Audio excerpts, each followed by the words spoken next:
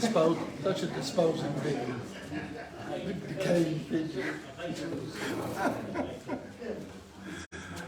Oh, gosh.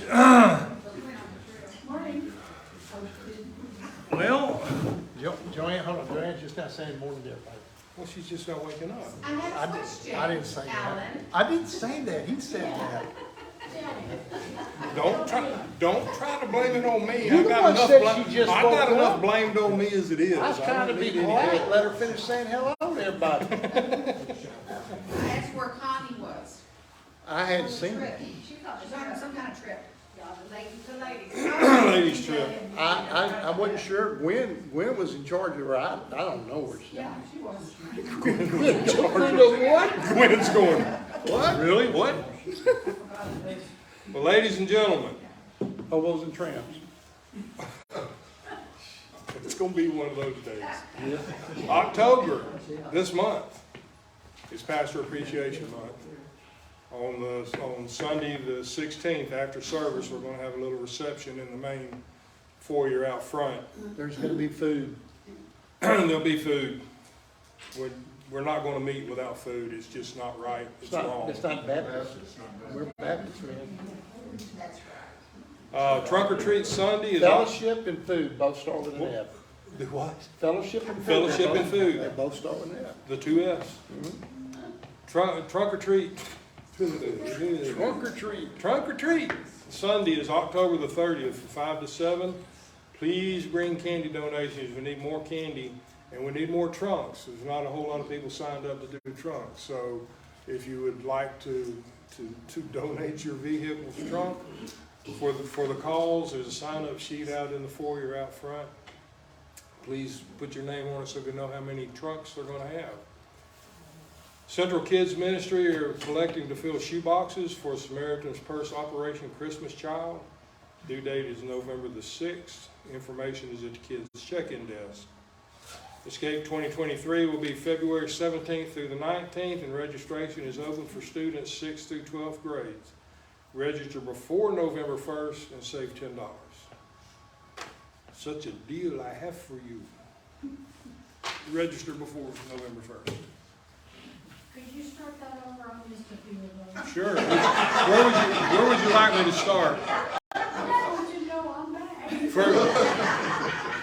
For you, sweetheart, since y'all are finally back, I'll start anywhere on here you want me to. Why'd you want to throw Don in there with her? She started it. You said y'all, Don He's didn't. complicit. He didn't say nothing. You don't ever listen to her. No, he was, see? I feel for you, brother. Chernobyl was my fault.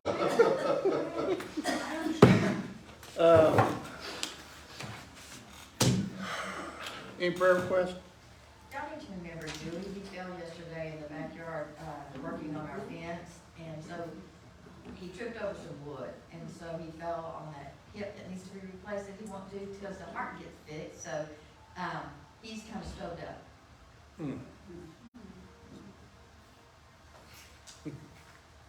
I'm not Don't say it. I'm not laughing. I mean, it's like, that's one of the major no-nos when you get our age. Dude, don't fall. I know, I'm sitting there going, I feel his pain. I really do. We were talking the other night about replacing the carpet in the living room, and we were originally going to go with hardwood floors. I told her, I said, we're falling too much. I don't want to fall on a hardwood floor. We're just going to go back to carpet. Yes, much softer. Yes, sir, Capital. Judy Mizell, she has been diagnosed with leukemia now. She's fought all kind of cancer before, but it's coming down to leukemia. What kind, I don't know. She's a dear friend of mine. Her name is Judy. Ma'am? Judy. Yes, ma'am. I just did my Isaiah by phonics. I mean, I'm the one looking at it, so. Betty? I have two prayer requests. The pastor of Baptist Church in Texas City, who is a friend of ours, he and his son were hit. They were riding their motorcycles. They were hit by a guy that was having a heart attack. Oh, my God. And the pastor had broken ribs, and his son had a broken leg and a displaced kneecap. And their bikes were were just crumbled. But the guy that was driving had a heart attack and he passed away. Hmm. So obviously he had the heart attack and swerved into them. And their name is David and Cody Addison. David's the dad? David is the dad, he's the pastor. That fits right in with today. Addison, Addison. Who else? Ron? Ron? Some dear friends of ours, Sandy and Karen Baird, I think many of you met them. They work with Pastor on some things. Got the word a couple of days ago that Karen had went in for an appendectomy, and while they were in there, they found a mass. So, What's her last name? Baird, B-A-I-R-D. B-A-I-R-D, Bears. Baird. Like a bridge. Mrs. Baird. Mrs. Beard Bridge. They're Got it. Always straightening him out. Good luck. Yes, You have ma'am. to get in line. I have a praise. You already had one. Oh, go Well, ahead. no, but this is a praise. You know that young guy I asked, that football player, Brandon, that I asked y'all to, pray for, a couple of weeks ago because he just got saved and he comes from a terrible home life. Anyway, Bobby's mentoring him. I went up to watch Trevor play, football on Thursday and drove back on Friday. When I was talking to Bobby, I asked him, I said, how's Brandon doing? He goes, Becky, you just won't believe this. He is witnessing that football team. He says, one of his football players, he said, this huge 6-foot lineman called and wanted to talk to Randy, and he got saved. So it's just, Awesome. it's just, isn't it awesome? These are young men, and What It's is just his awesome. name, Becky? I don't know what his name is. Brandon. Bobby told me, no, Brandon is the one that got saved first, and now this new football yeah. player, Bobby told me his name, but I can't remember. Good. Doesn't matter. It doesn't matter, he got Doesn't saved, and Bobby's also starting to mentor him, so Bobby's gonna have that whole team in his house mentoring him, you know, it's just awesome. That's a good thing. That is, that's awesome. That's a isn't good it? thing. I've mentioned Bobby before, one of Becky's brother-in-law, one of them. I have no idea, 40 years at least, of knowing all these people. And Bobby, of our group, he's just unbelievable. He's reached a season in his life. I talked to him a few years ago because I knew that he did a lot of discipleship. But when you talk to Bobby about discipleship, he's only going to talk to you about one-on-one. And that's what his ministry is now. And what like Becky's saying, he's mentoring these two young men. He's going to mentor them one-on-one, one at a time, each one of them. And that's where he's at right now. I think Bobby's a little older than us, right? He's 74. He's just a little older than me. That it? That's it. Let's pray. Gracious Heavenly Father, Lord, I thank you for this day. I thank you for this opportunity to be in your house. Lord, I just pray right now that you clear our minds and hearts, Lord, that we would be receptive to the things that you would have us here today when it comes to the Sunday school lesson, when it comes to the preaching, Lord. Let us be mindful of the ones that will be out there in the sanctuary, Lord. That might be visitors, new people, somebody that's lost, Lord, that we put them in front of us, Lord, that we just say the right thing, Lord. Lord, I pray for the ones that's mentioned, Lord. I ask you to be with Dewey, Lord, just heal him up, strengthen him up, Lord. He needs a touch on his body, Lord. I just ask you to just touch him and strengthen him. Lady, Lord, I pray for this lady Judy and the cancer, Lord, that you just, amongst all the problems, here's the thing about it. I know and we know that you know every ailment that she has. You know exactly what she needs and when she needs it. So, Lord, we ask it be your will that you touch her body and heal her up. Lord, I pray for the preacher in Texas City, Lord, that you'd be with him and his son, Lord, as they recover, Lord, that it'd be swift. He could make sure he's back in his pulpit, Lord. I pray for the man that passed away, Lord. I pray and hope that he was saved, Lord, that he knew you. I pray for Ron's friend Karen Baird, Lord, that you touch her. Lord, I think my prayer, if it be your will, Lord, that Lord, you would end this scourge of cancer. Lord, it just seems, there's a lot of things going on, but Lord, this is something that's just taking people constantly. So Lord, be your will that you'd heal it up through the doctors, through nurses, through someone. Lord, I know that you can do it. And Lord, we're gonna give you the glory right now for what you're doing in every life, my life, anybody's life that's suffering with cancer. Lord, I pray for those boys, those young men that Bobby are mentoring, Lord, that he's discipling. Lord, give him wisdom, give him understanding. Lord, it's our desire that he mentor every one of them boys, and that just the whole football team would be changed. And Lord, they make a difference in their school with their classmates, Lord, that it just carry on, that you use them in a mighty way. Lord, we love you today. We need you. In your name I pray. Amen. Share with them your treatment, about your treatment. I have treatment Tuesday. Wow, that's so much information. Wow. All of those. Would you guys share that? If I could reach you, You have to go home with her, you know that. Yeah. Anyway, I don't even know if I tell y'all this or not. I had some tumors in my throat that were already growing back since the surgery, they started like in September. And that's what prompted me to call the doctor. Like, I don't know what we're gonna do, but can we get to doing something? Because if I have to get them dudes cut out, I'm not gonna make it, man. It was horrible. And me and Tamara, my youngest, we were talking about like, okay, I'm taking all these pills, getting the infusions and stuff, and I thought, well, let's see what it does. Let's see what it does to them. Well, I can't watch them anymore because they're gone. I mean, there is nothing in my throat. Amen. That's awesome. Anyway, God's good about teaching these doctors. I'm stuck between. I want to encourage people, you know what I'm saying, but every bit of it's God. So, and I know He knows that I know that. So, but you still want to encourage people because those folks at MD Anderson, my goodness, man, they're something else. But I have, and if I don't, Daphne does, we remind them on why that stuff happens. We let them know every chance we get. And God's in charge of all this anyhow, so. Did you study the lesson? Oh, I didn't either. Did y'all study the lesson? Yeah, we're going to let y'all teach tonight. I'm not teaching, but I studied. She held her hand up, I saw it. You just asked who I studied saw the it, lesson. I saw it. Is that right? She held her hand up. You got them verses up there? No.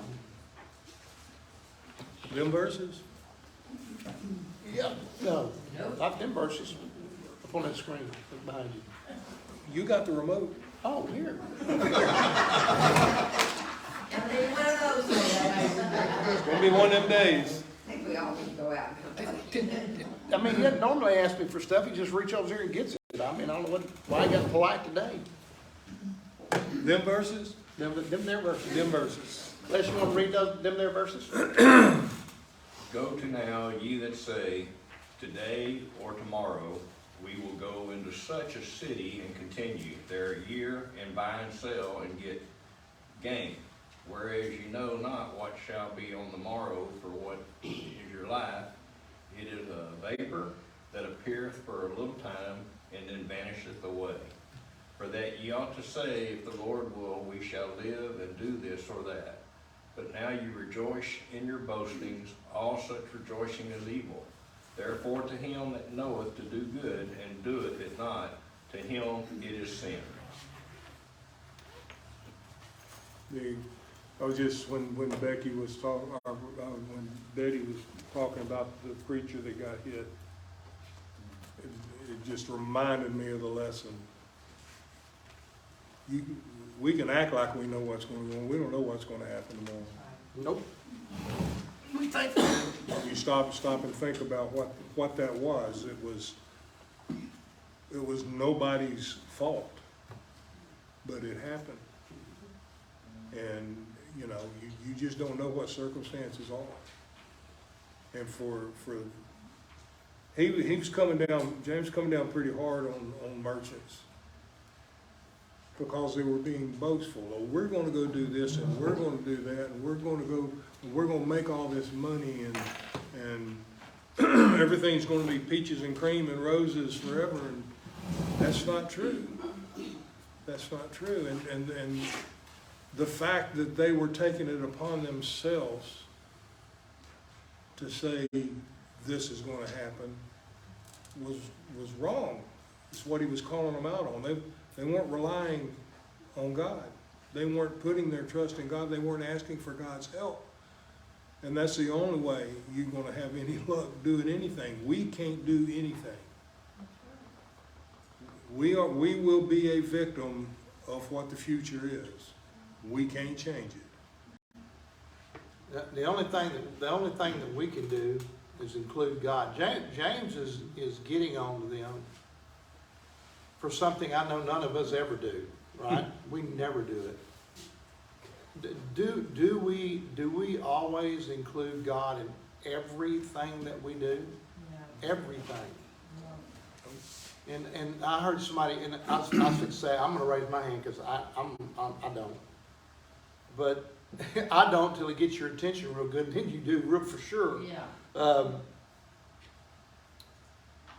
You know, the flip side of that is like, you know, I don't want to bug God with that. That's just too little. There's nothing too little for God. Well, there's nothing too big for God. There's nothing too little for God.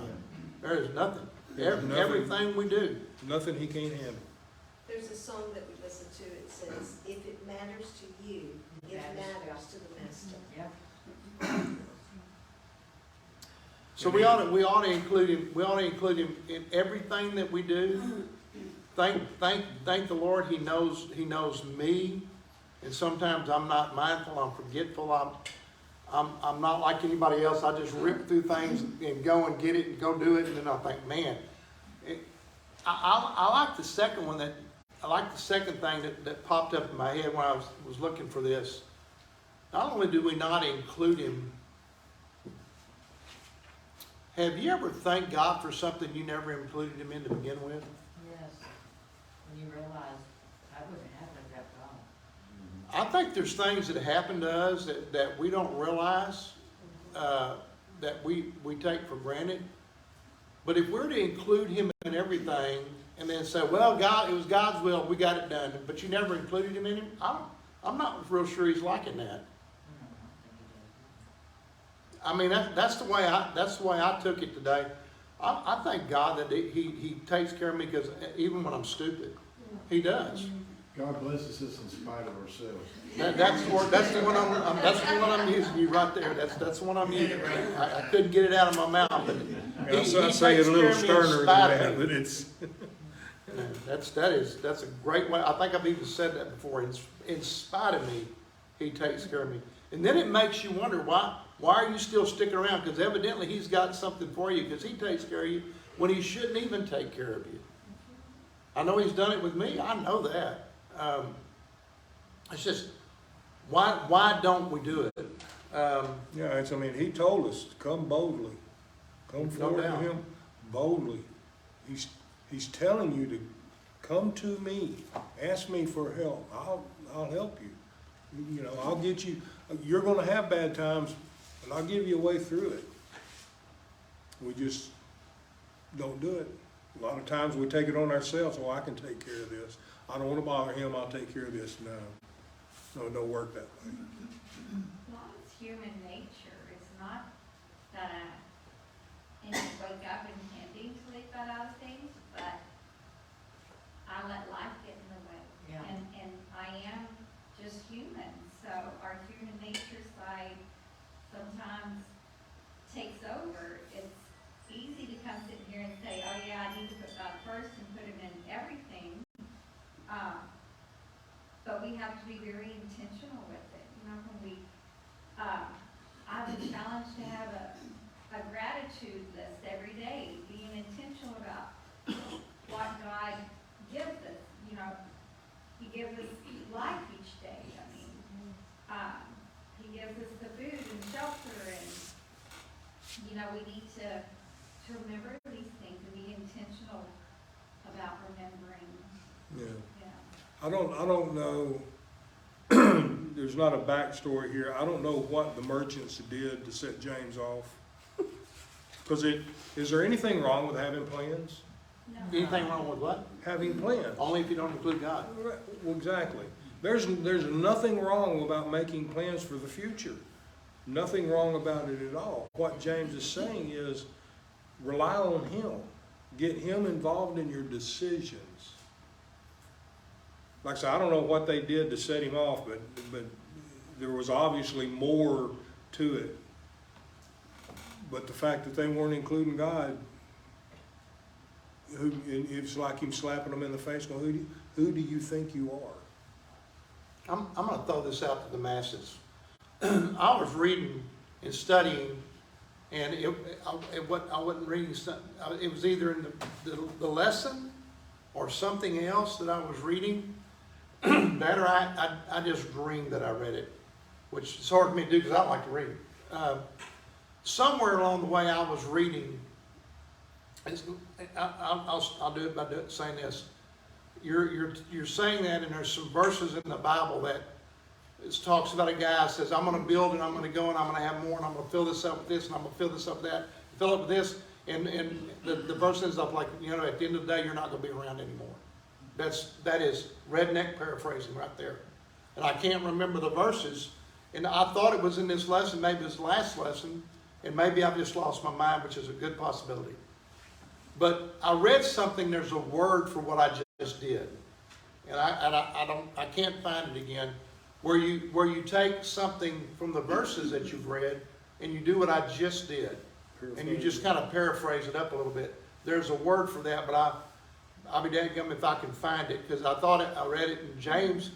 James does that a lot.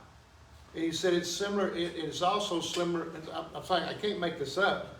The reference that I was reading said that James does this a lot, and it's similar to John, which John did it also.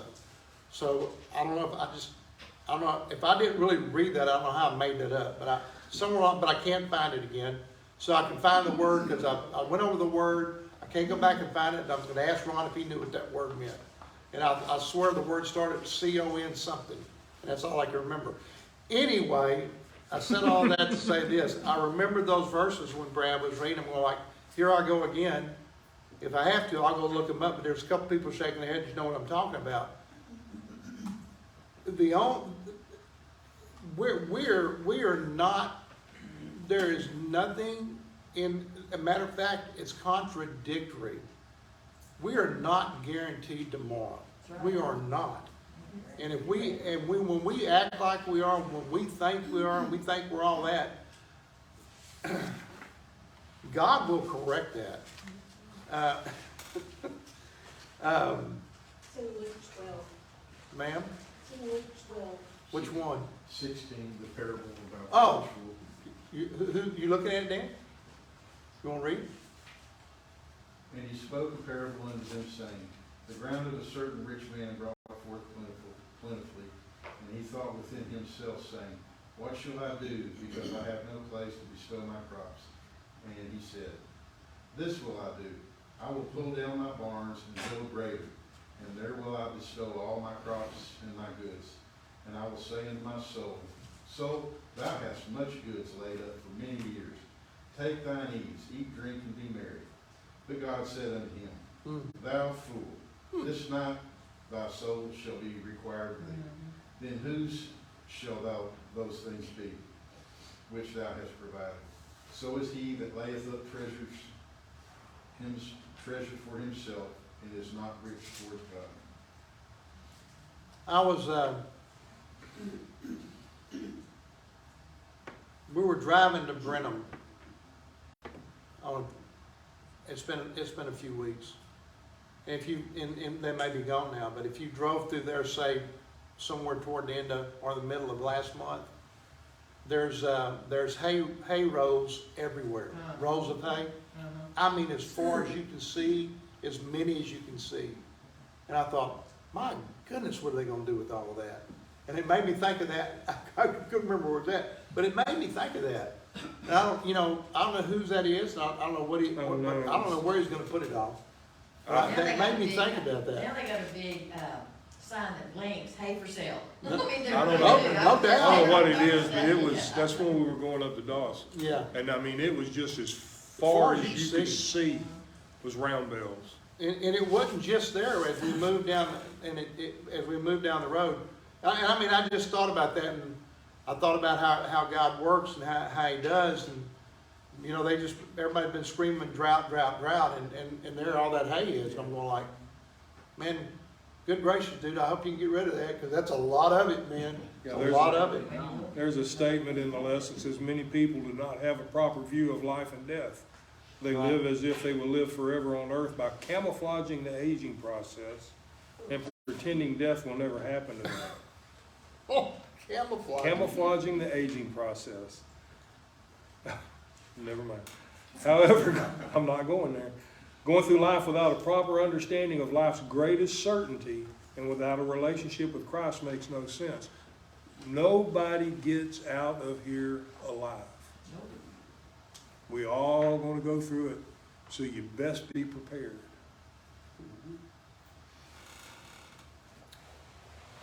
Let's look at the next ones.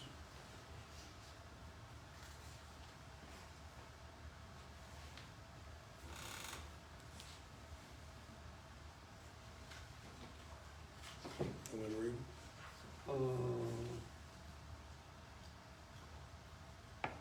Yeah. Be patient, therefore, brethren, under the coming of the Lord. Behold, the husbandman waiteth for the precious fruit of the earth, and hath long patience for it, until he receive the early and latter rain. Be ye also patient, stabilize your hearts, for the coming of the Lord draweth nigh. Grudge not one against another, brethren, lest ye be condemned. Behold, the judge standeth before the door.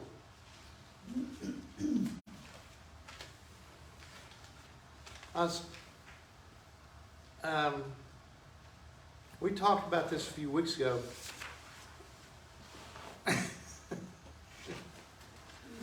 That's the only thing bad about teaching is you tell off on yourself. You know what I'm saying? So, you ever had that? Have you ever had them times when you're up there doing the good work? You know, just doing everything for the Lord, just going and going and going. I think Brad. I may be wrong. I think Brad threw a couple verses there that wasn't in. I don't know. You started with verse 5, and I think. No, I started at 7. Oh, It's 5, it's 7. chapter 5. All I can see Yeah. is the big number. Anyway, doing all that good work and just griping the whole time you're doing it. Well, it's all work for the Lord. It's all good, right? Even if we gripe about doing it, right? It's all good. Don't need to be griping. You just will not be doing it. Yeah. I mean, just will don't do it. I mean, I have laughed. I shouldn't be laughing. I mean, I'm laughing. I'm not laughing, ha ha. I'm laughing like you stupid, you know. And I'm going like, sit there and do something. Then then I turn around and gripe about something else. Well, there it went. Everything I just done, it's gone out the window. And I mean, that's foolishness too, but it's the truth. I mean, man, me personally, I gotta take a look at what I'm doing and find is my heart and mind right when I'm doing it, and why am I doing it? What are you doing, and why are you doing it? If you're doing it just because you're in a busy frenzy and you're going, stop and think about that for a while. I don't know, it was last Sunday or the Sunday before I mentioned that. We got a lot of, me in particular, we have a lot of folks that are doing a lot of things. And Preacher was on a roll this week somewhere or another, and something that got sent out to us. And he's in First Chronicles, isn't he? Yeah. Yeah. And just going through these things, he's talking about David. Was David allowed to build a temple? Absolutely not. Who got to build it? Solomon. Why didn't David get to build it? Too much blood on his hands. But what did David do? He set his son up. Hold. Don't do, that's too simple. Say it more. Say more. He More. didn't get to do it, and instead of griping and complaining Yeah. and whining, what did he do? What did he do? He set his son up to get to do exactly everything that needed to be done. He set him up with the people he needed. He set him up with the Very good. supplies he needed. He set him up in every way he could possibly set him up that he could think of to ensure that his son would build the temple. I mean, when you say everything, I mean everything. Everything. Priest to the priest, to the Levites, to the singers, to the cleaners, to the janitor, to the floor sweeper, everybody, set everything up. And then he had a meeting with all of them and took Solomon there and said, here's the guy. Here's the guy. And you know, I'm not reading all of it, we're just getting those verses. But my question is, and let's don't get confused. We're talking about David and Solomon, right? They're different. They're different. We're not like them because they're different. They're great men, right? No, we're just exactly like them. exactly like them. Exactly. And I guess my question to myself, my question to all of us, who are we doing that with? Who are we doing that with? Who are we mentoring? Bobby's mentoring young men. Who are we propping up? Who are we bringing up? Who are we sharing this work that sometimes that we gripe about because we're just overloaded and we can't do anymore. But are we bothered to share it with anybody? Are we teaching anybody? Are us men teaching these young guys, these younger guys, even when they want to resist it? They may resist our words, but they will see our actions.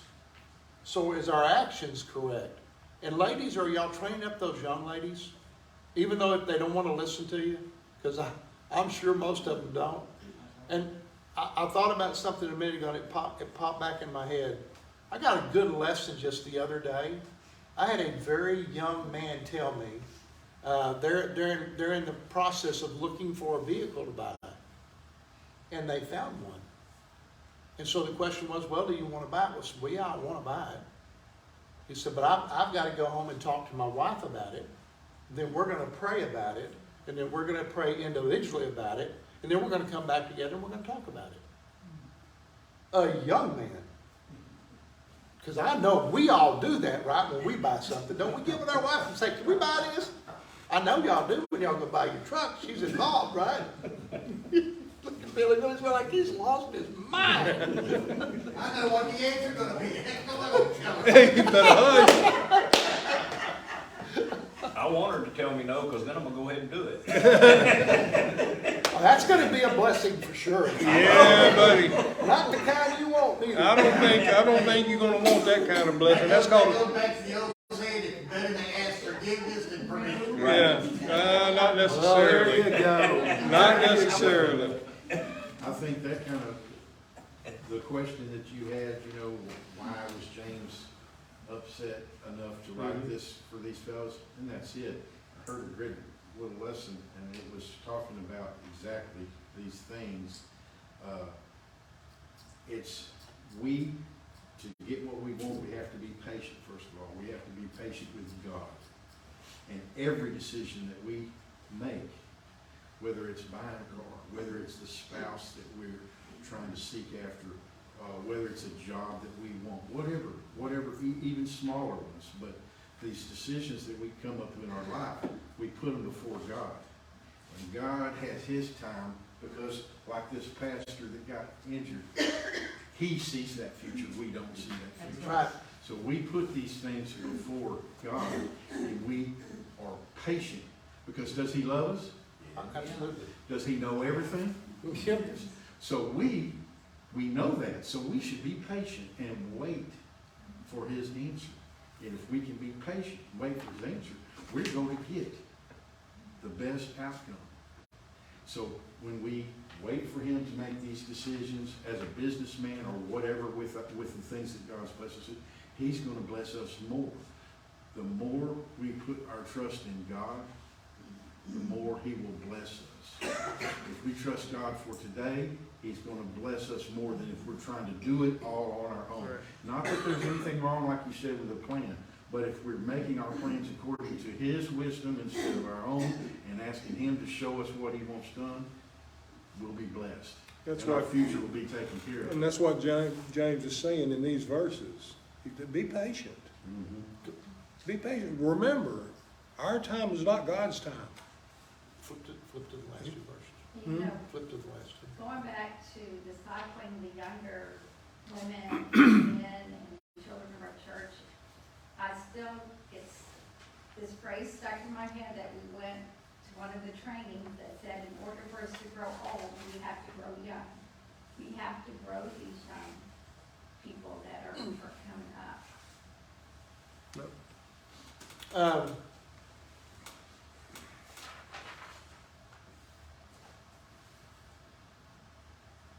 You said patience, which we lack a lot. We lack patience. One of the things that James has thrown out here, and he's gone to the other end too. That same patience that he's speaking of is the patience we have about waiting on the Lord. And here's the things. What we're told: number one, life is a vapor. It's short. We don't know anything about it. I talked to my granddaughters. I was talking to them yesterday, and one of the last things I told them, I said, "Do y'all believe that God's not on our timeline? Our time and His time is different." They both, yes.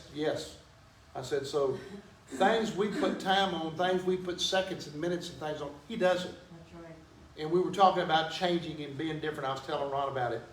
When the rapture happens and we meet Him face to face, we're going to be changed in a moment and twinkling of an eye. Our bodies are going to be different. They're going to put on the uncorruptible, and we're going to see Him. We think, well, that's going to take about an hour. No. Whatever. But here's a question I had. How long have you been hearing about the second coming of Christ? How long? Oh, my life. How old are you? I've been hearing about it for 7 years. I'm still waiting. Do we get weary in the waiting? Sometimes. Yeah. Yeah, I like yes. Yes, we do. I mean, I'll admit it, I do. But at the end of the day, what do we have to do? We still have to wait. We have to wait. We don't know when. And if anybody tells you they know the exact time, exact hour, I got this much figured out from that prophecy stuff and our Bible Run study. away. If they tell you what they know the exact day, time, and hour, run from them. Get Because away they from don't know. They don't know. Anybody that tells you they know, run away. I know we're closer than Paul was. That's exactly I right. agree with that statement. So these verses, take my brethren the prophets, who have spoken in the name of the Lord for an example of suffering, affliction, and of patience. Behold, we count them happy which endure. Ye have heard of the patience of Job, and have seen the end of the Lord, that the Lord is very pitiful and tender of mercy. Patience of Job. Did Job complain? Did he complain? But before I knew the answer to that question, that was the only thing I thought I could find on him that he had did that he shouldn't have done. But that was wrong too, because he did. He took his complaint to the Lord. He complained, And, but he and never loved faith. we're, believe it or not, we're allowed to do that. We're allowed to do. We can come boldly to the throne. He complained, he didn't understand it, he didn't want it, but he never lost sight of the Lord, he never lost faith in the Lord, that it was the Lord's plan. Whether he understood it or not, he asked for clarification, maybe? Yeah, But he never- that's putting it mildly. He never questioned the Lord. One of my favorite times in that, when he's doing that, he said, "Oh, if I had someone to take up my cause." And he's talking about, we have Jesus. He did not. He went straight to the Lord with his petition. I like that. Yeah. His petition. This is a good way to finish it up. When did the healing process for Job actually take place? When did that happen? And I'll give you a hint. How about his buddies that he had? Were they his buddies? He asked for forgiveness for them. What did he do? Bingo. He asked for forgiveness for them. And if we read in our impatient way we read, to me I read his restoration after he prayed for them yo-yos that was his buddies. His restoration began immediately. His restoration, his everything began to become restored to him. And I think that's in the last verses of Job when all that starts taking place about his praying for those guys and restoration starts in his life. I mean, even when we don't like people, what are we supposed to do? Pray for them. We're supposed to pray for them. I heard a scripture on the way to church this morning, answer not evil with evil, answer evil with good, and pray for, and feed the ones who are against you, take care of them.